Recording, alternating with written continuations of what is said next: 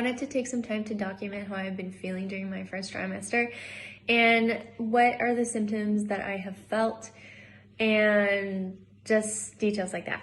So the 3 things that I'm going to talk about that I have experienced during my first trimester are actually maybe 4.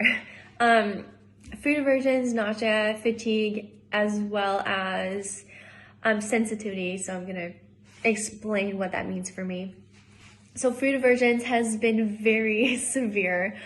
I can remember one day where I didn't have food aversions and then I paid for it that night because I threw up a lot of the food that I ate that day. I know that's disgusting, but it's the reality that happened for me. I was doing so well. I was eating not even that much. It was just a normal day eating, like a normal 1,800 calories. And I threw up like pretty bad that night. Really, do I crave anything at all? It's what can I eat without throwing up? Which I'm gonna give you a list of everything that I can eat without throwing up, which has been consistent. Because there was one time I was able to eat Chipotle and I liked that, but it only lasted one day. Now I can't eat it anymore. And I ate it another time and I threw up because of it.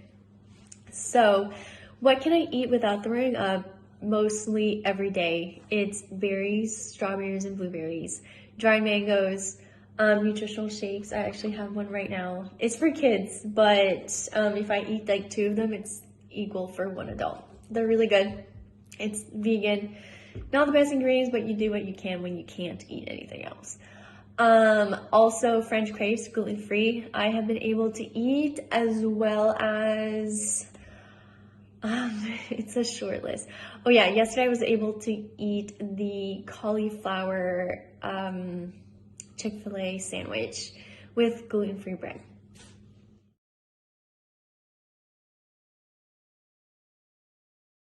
And yeah, I have pretty severe food aversions. I keep repeating myself, but it's just such a big deal for me because it's never something I've dealt with before. And just like throwing up by looking at food is just mind-blowing to me that it happens, but it does.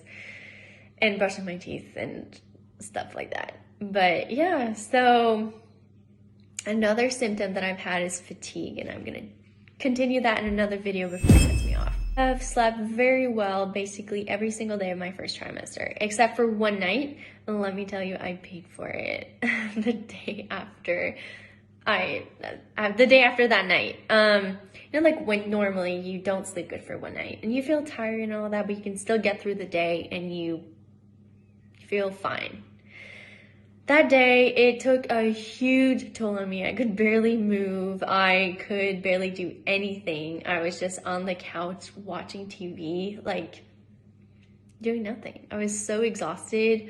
I was like, when is this ever gonna end? Am I ever gonna start feeling energetic again? Am I ever gonna feel well rested again? Is this ever gonna stop? This is so...